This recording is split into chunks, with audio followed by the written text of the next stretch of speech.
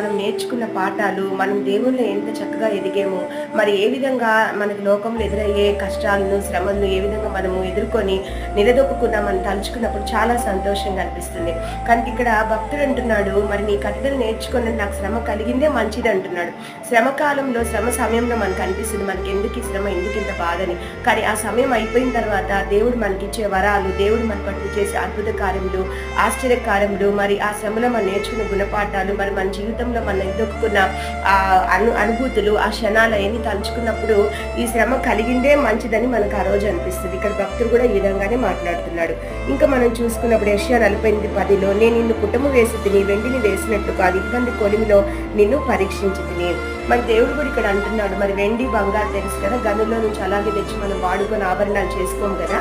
మరి వెండి కానీ మరి బంగారు కానీ తీసుకొని వచ్చిన తర్వాత మరి కంసాలు ఏం చేస్తారంటే బాగా